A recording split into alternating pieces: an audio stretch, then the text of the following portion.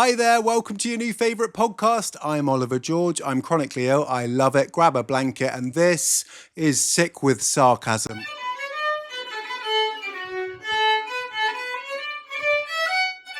I know you want to know what that intro music was, I'll tell you. I've just also got to tell you that I have actually filmed this podcast once already today. But I did the whole thing and I answered all your questions. I've got notes and everything. But my mic was on mute. So if you see me looking at my mic for a green light, then just know that that's the reason why. This is my second time round. Anyway, the intro music is obviously my dad playing the violin. There's a story to it. So when I first got ill and I was in bed for 18 months, for most of the day, in the dark, hiding away, feeling pretty sad and ill and in pain. You get it.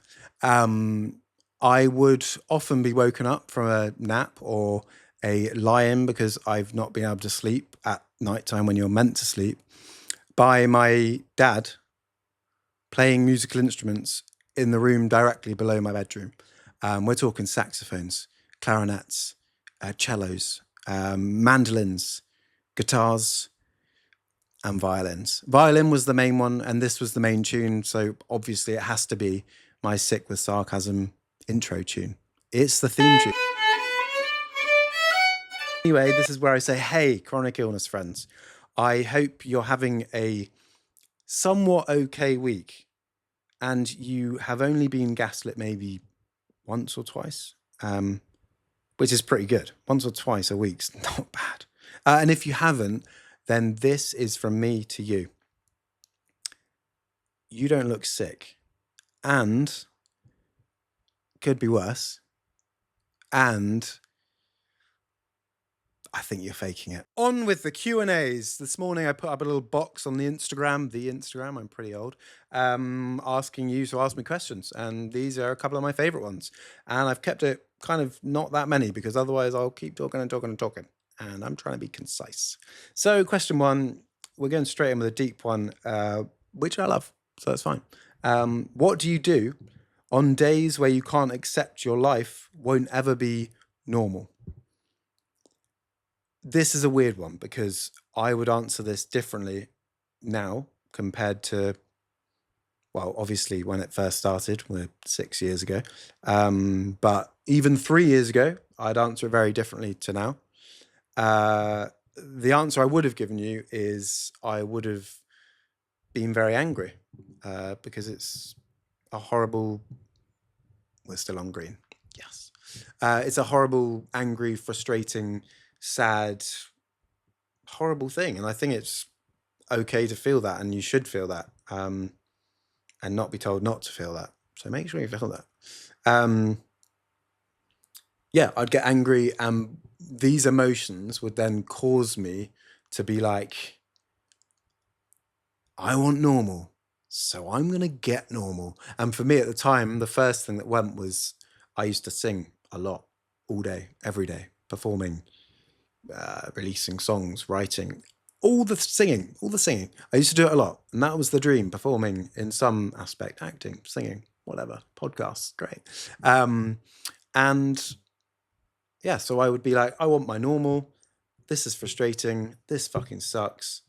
Why can't I do it without immense pain? I'm just going to do it anyway. I'll show you, body. So I'd just get up and I'd sing for about a minute. And then my face would go yellow. My neck muscles would tighten. My lymph nodes would pop up. And I would just pass out, really, on my bed. And I find it really hard to nap. So like I wasn't just like tired napping. I was like shut down, like passing out, like gone for hours and hours and hours on end. It was like crazy. So things like that. And it's like, oh, I can't run anymore because of my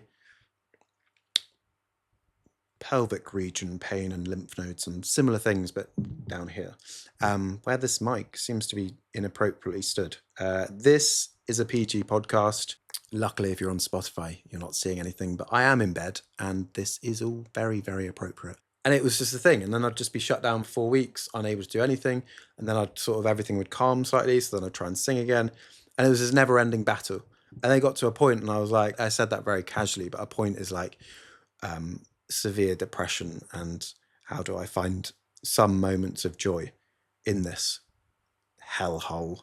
And so I started to look into small things that could make me happy. So if I was to answer the question now, let's be concise. If I was to answer the question right now, I would say I deal with those days, let's use you specifically, where you can't accept your life won't ever be normal. I approach those days by doing one of two things. One, I accept it and I'm like, this is fucking sad, mate. Like, you can't do what you wanted to do and you wanted it and you can't have it right now. I'm still hope. I'll never be able to be like me forever. I can't do that. I just can't do that. But I've accepted that it might not come, but I can't accept that it won't come because you never know. You never know what might happen. Someone might wake up to I'm waffling. Stop me waffling. Cut here. Number one is to allow that feeling, and it's okay for us to have those feelings. And I don't want people to make you feel like you can't have those feelings because it is shit. You have lost everything. It certainly feels like everything. And if you're in immense pain and that's just a reminder of that, then allow it. And like, I have a day, 2 days, a week, 2 weeks, however long it takes. And I'll just sit on the sofa and I'll just be like, this is shit. And this is it. But let's give yourself some time. You need time because that's the only thing that's going to help you at the moment. And then it's number two is small things. I've just sort of learnt to look at my inner child because children are amused and happy by the smallest of things. And it's amazing.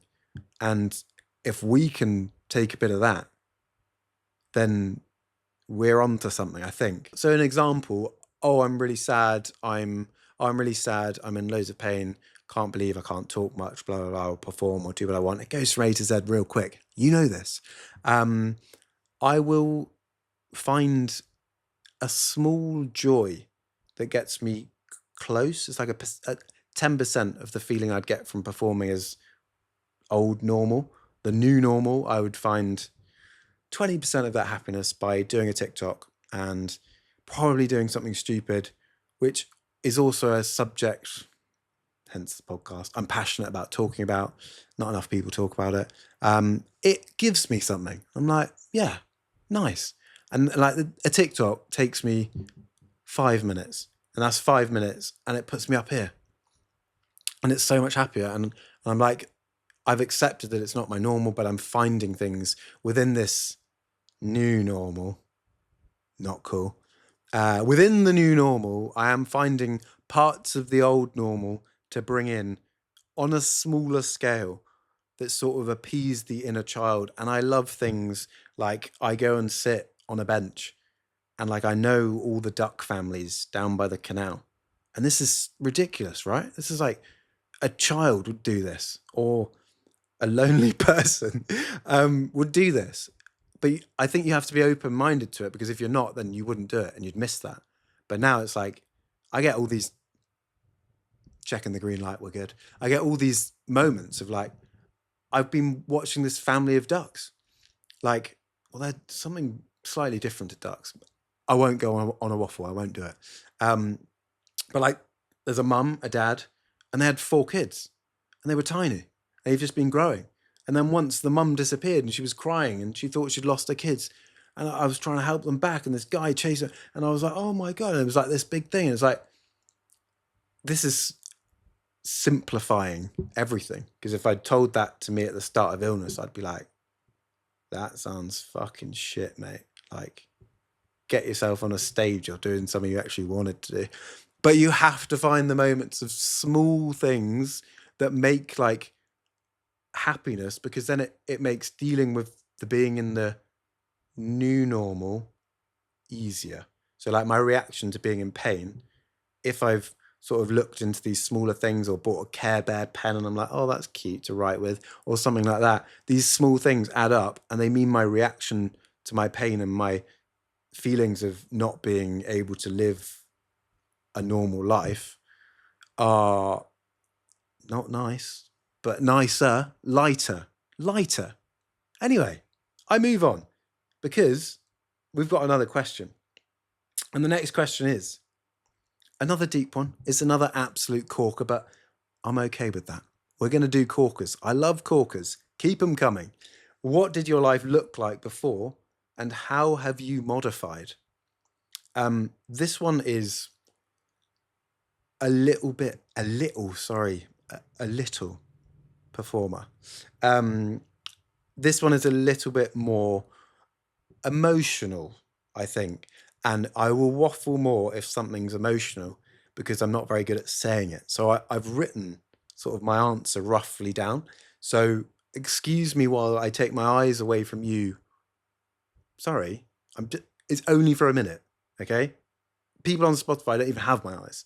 So don't give me that. I'll be back in a second. I'm just reading you my answer. You can have my attention in a minute. Ugh. So I just wanted to read it from here because it's important I get everything in because that's a heavy one. Because life before is a weird subject. But again, it's kind of reflective. So I was unaware at the time, but my life before illness was full of stress, masking sadness, and a never-ending pressure that I forced on myself.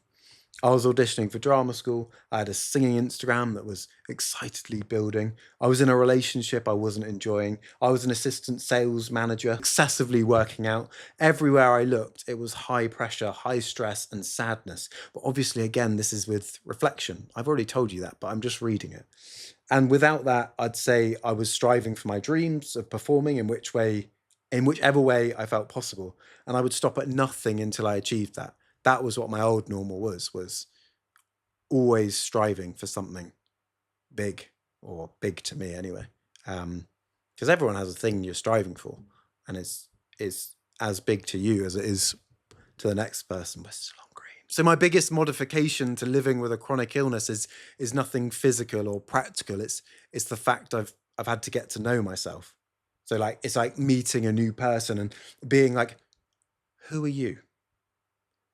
What is your reason? What do you stand for? What do you want? And, you know, the deep core values of you. What makes you, you? I didn't have a clue who I was before becoming ill. So I suppose in a way, it's a positive. I hate saying that. But if we're finding little pinches of gold dust, then that's it. Chronic illness is shit, but at least I know myself now. And now I'm like, I don't have to waste my energy on people that are a bit shit or give me nothing or are always negative or don't really like them. So I think it's about honoring what I am now and who I am now and what I need now. And by doing that, I'm able to realize the modifications I need in every single moment. Whoa, that was deep. I even wrote, that may not make any sense, as I may have gone a bit deep, but hey, you'll take what you are given. I wrote that. I'm not saying that. I just wrote that. I must have been feeling particularly sassy in that moment. I've spoken enough on the Q&As.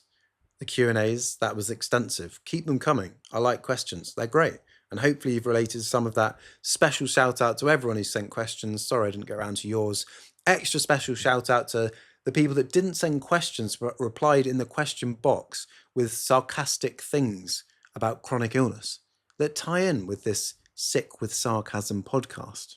Such as, direct quote, if so many people have a friend with it, why do so many people still know fuck all about it? Top marks I've written there. Because that is very much the case. It's like, oh yeah, my friend had that. They recovered pretty quickly. So you should be fine if you just eat this golden apple. It's like, so if your friend had it, shouldn't you know what this is?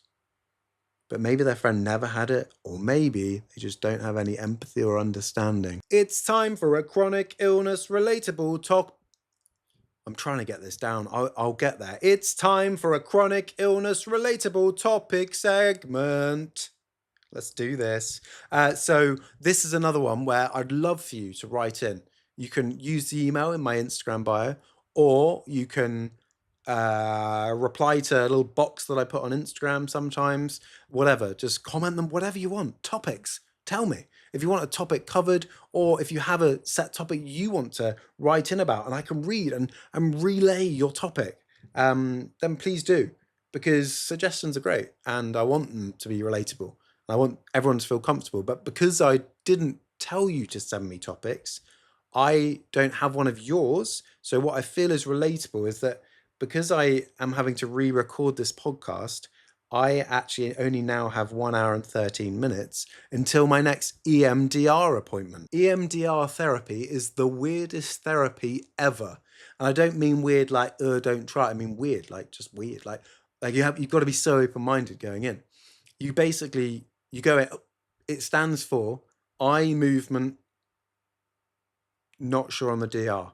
Should have looked that up before sort of starting a topic segment on it. Still, eye movement something. It's about trauma that might be stuck within you that you haven't processed. I sucked a lot harder at processing things before. Nowadays, process a bit better, still pretty bad. But basically, the idea is that you may have trauma that hasn't been processed from your whole life. Moments where you're like, okay, I probably didn't process that. And the theory is, don't shoot the messenger. The theory is with EMDR that if you have a chronic illness or anything really, and you're experiencing physical symptoms, the theory is, again, don't shoot me, the messenger, that by processing your trauma now with your EMDR therapist person, this will process the unprocessed that's stuck and like triggering things. So for example, if a topic comes up, I'll tell you in a minute, if a traumatic topic comes up, then I will feel tense. If something reminds me of that topic, I'll tense up and I'll be stressed, and it'll trigger me a little bit. Don't like that word, but it will trigger me a little bit. And so going here, and it worked last week, right? Last week I went, it was the first session where it was like, we're going to do the actual therapy. I've just been chatting about traumas before, but last week, therapy. So it's like, okay, let's associate something, an image with this memory. Okay, a door. Okay, cool. Picture that door. There's no sound effects. I just thought I'd put this in. Just for people on Spotify, my finger is now moving, 2 fingers going back and forth, bang, bang, bang, from side to side. And you have to follow it with your eyes in the therapy. They're also not my fingers. The therapist whacks out her fingers and I follow her fingers. I don't do this. I sit there like this and my eyes go like this. And then, whilst you're doing it, you're like, okay, think of the door. Doosh, doosh, doosh, doosh. And then you go, how are you feeling? And sometimes I'll be like, well, to be honest, I don't really know, because I sort of got quite obsessed with following your fingers because I found that quite hard until I became quite competitive and was just following your fingers. She was like, okay, competitive, hold that. And you just keep going and going and going, and you just see what comes up. By the end of it, I promise you, EMDR had rewritten this traumatic memory for me to the point where I was able to laugh at it. Normally, I'd be like shaking and quivering and stressed and tense anytime this topic or anything about this topic came up. EMDR, I'm only a week on, so maybe in 3 weeks' time I'll be a quivering mess again. But for now, a week later, EMDR has rewritten the memory and I now find it funny. I know that this memory didn't happen, but essentially we've gone, and then by the end, I've gone, okay, now I'm not hiding behind this door. I'm feeling really overwhelmed, tense, scared, angry, and unable to voice my opinions. And actually, I opened the door. I walked downstairs into this big group of partying people and I said, that person upstairs is a knob. And then they came down and were like screaming, and I was like, oh my God, this was just what I'm picturing. This didn't actually happen. It didn't happen. Amazing. It's not real. And then I'm like, okay, right, it's getting a bit tense. And I was just like, okay, and then the next one, I was like, okay, this is a bit weird, but the police have just turned up and they're dragging this person out of the house, down the steps, into the police car. And everyone at the party is cheering. And they're like, yeah, woo, go Oliver, go Oliver. They're not American. That's just now. And so this memory that went in reality so different, as therapist EMDR says, if you can rewrite that memory, it doesn't matter what happened because it's just a memory now. And this was years ago. So if this memory can now, instead of going, oh my God, fuck, remember that, that was horrible. And then I tense up, but everything gets scary. And I really go inwards and start to be like really introverted and quiet and stuff. And it's horrible. Really, really traumatic, weird stuff. If instead of that, you can be like, remember that story I created at EMDR? That was a bit weird. And then I can just like laugh about the story. And that seems to be what I'm doing now. So as you can probably tell, I deal with things a lot through humor. And so I think that must be my approach to EMDR. It doesn't have to go like that. You don't have to rewrite stories. It's just whatever happens. But my natural thing was just to be like, I'm going to subconsciously rewrite this memory. And now it's really funny. So now I can laugh at it. Just like I laugh at other bad things like chronic illness, which sucks, but is also funny. Anyway, we're on to what is going to become a great part of the episode. Story time / advice from you to me, your stories, advice, questions, advice from you, advice from me, your feedback. We're all in this together. Let's go. So it's the first podcast. I felt a little bit mean choosing one story. Green light is still on. Yes, this podcast's working. This is going to be the podcast I upload. And I'm buzzing.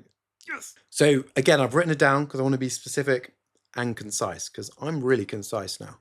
Don't know if you can tell. Lots of people emailed. When I say lots of people, 9 or 10 people emailed. But I only put the thing up last night. So 9 or 10 is not bad. And I'm proud of all of you for sharing stuff. That's really cool. So thanks for that. And it's really important and great. And actually, it might really help someone. I feel really mean choosing one. So I've decided, because it was really weird that the majority of emails are so old fashioned. Maybe we shouldn't do emails. We're going to stick to emails. Decision made. Here we go. I'm going to read this so it's more concise. Again, I'll give you my attention again in a minute. The main thing I keep hearing amongst the chronic illness community is this sense of our illnesses not being seen. Whether it's teachers telling you that you are missing lots of lessons, or a random stranger telling you you don't look ill upon first meeting. The idea that you have to look ill to be ill is so outdated. I mean, come on. Just because I'm a large man doesn't mean I'm going to be able to help you lift up your car. But I do also want to say that I think I wouldn't necessarily blame the person that's asked me to lift their big car until I see the reaction of me letting them know their perception of me is not actually who I am, because I am ill and I can't do that, and your assumption was wrong. That's okay, because I think we're raised as a society to assume. Everyone assumes things. It's kind of okay. It's not great, but it's okay. It's society's problem. But the person's problem is when they reply with awful things like, yeah, right. Or like, yeah, good one. Like, oh yeah, you're just lazy. You know, anything in that moment that can be horrible.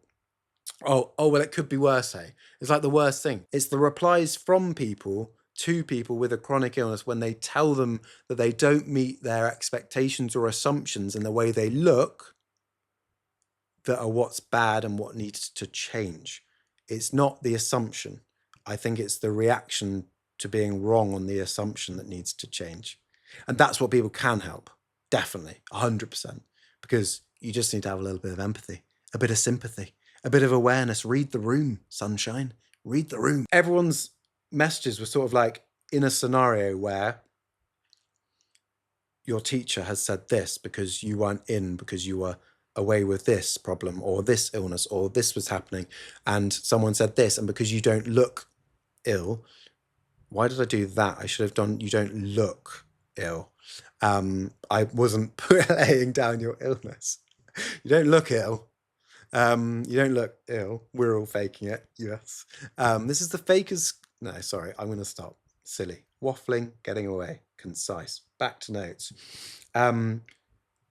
That's my opinion. Yeah, I think the response to the original assumption, the response to the original assumption is the big problem. Because if the responses to the original assumption were different, then we'd probably feel okay. Because it's like, oh, I'm so sorry, I didn't realize. Like, absolutely, no trouble. You don't have to help me lift this. I had no idea. I'm so sorry. That would be a great reply. You've assumed I'm a bigger man and I can lift your car, but I can't because I've explained why. And you've gone, oh my God, I'm so sorry. That sounds really awful. Like, no worries at all. I'll wait for the next person. I'd say, thank you so much. I'm happy to stay here for a chat if you like, whilst we wait for a big guy that's not ill. And so it would be great. But if they reply like, oh yeah, good one, you're just lazy, or oh yeah, I heard that one before, or oh yeah, that's rubbish, you look like a rugby player, mate, you should be able to lifting this, what the fuck are you on about? So, well, that makes me feel like shit. And so then I walk away kind of sad, and then I'm a little bit, it becomes a problem.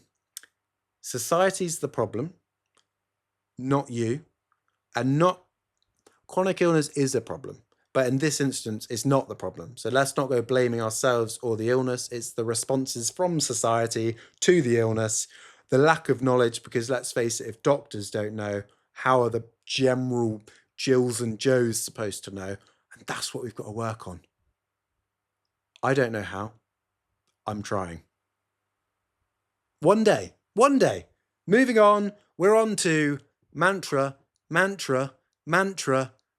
of the week. Are these going to set in? I don't know. I might just play my dad's violin again over these parts. We'll see. Anyway, the chronic illness mantra this week to set you up for the best next few days you've ever experienced is... Are you ready? Think better. Be better. Want more. Get more. I'm joking. It's not actually that. That would be horrendous. Imagine if that was my advice to you. I'm hoping you've sort of cottoned on with the sarcasm there, because this is Sick with Sarcasm. I'm so sick with sarcasm, I need a sarcasm pill. This is getting really lame. I need to stop talking. To confirm, I've even written it. This is sarcasm, and I no way endorse this message. Great. But instead, I want you to know that if you've... I haven't got notes here. Look, gone. This is just coming from the heart. The big, large man heart that should work properly, but beats a bit faster sometimes. I want you to know that if you've watched this podcast, I'm really bloody grateful. We're still on green. If you've listened, I'm also bloody grateful. Thank you so much. Spotify, great. YouTube, great. You're all here, great. Need to be concise, and it's great. And this is tough. And talking about it is hard, and hearing it is hard. So I really appreciate you being here, because it feels important to us, because feeling lonely and sad and like no one else gets it is the worst feeling in the world. And when I was listening to, bit of a strong word, when I was being woken up by my dad's violin, that was me in that moment. At that point in my chronic illness, I was alone, sad, and felt rubbish. And I just want to give people a space of comfort and something to relate to. And a half an hour, might be longer, might be shorter, I don't know. This is the first time. They'll vary. I'm aiming for half an hour. A little space once a week where you can check in and just be like, I feel normal here. Great. I think that's the end of episode 1. I'm pretty happy with that. I hope you're happy with that. I need to stop talking because I've done this twice now and I'm going to be so fucked. But that's okay, because it's chronic illness and I love it. I suppose now I should ask you to like, subscribe, comment, share, do all the things, tell people, and especially anyone chronically ill who you want to feel comfort and you want to feel like they're not alone. Tell people, please. That would be great, because as much as I just love doing this and chatting to a ring light and a phone camera, I hope I'm in shot as opposed to sort of my pelvic region. I hope this is sort of my face here. I'll find out when I'm finished, and I hope we know the microphone's on this is done. You've got the sound at least. Email me your questions. Email me your topics. Email me your stories. And your stories can be funny. They can be sad. They can be specific moments. They can be doctor's trips. They can be something that you found unbelievable. They can be anything. And they can be your whole story as long as it's in 250 words. Because I talk a lot and I need to be concise.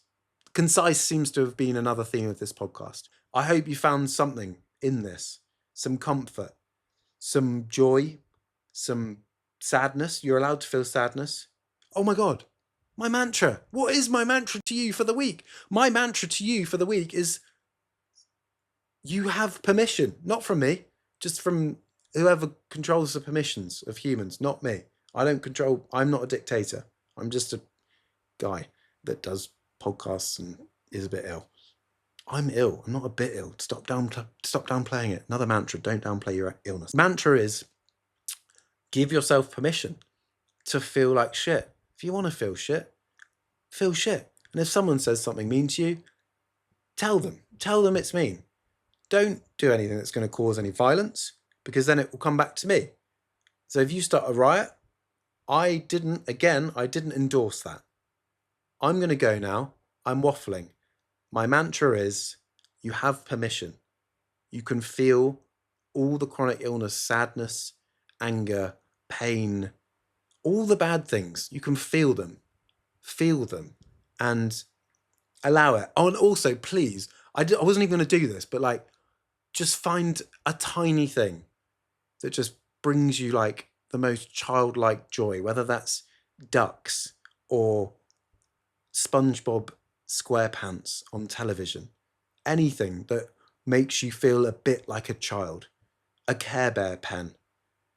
Writing the word poo on your bedroom wall. That's fine. I'm going to write a massive poo up here. Now, I'm going to stop because I'm waffling and I've probably edited this down quite a lot. Thanks for tuning in. Thanks for listening. Thanks for watching. Another episode coming next week. Enjoy chronic illness. Goodbye.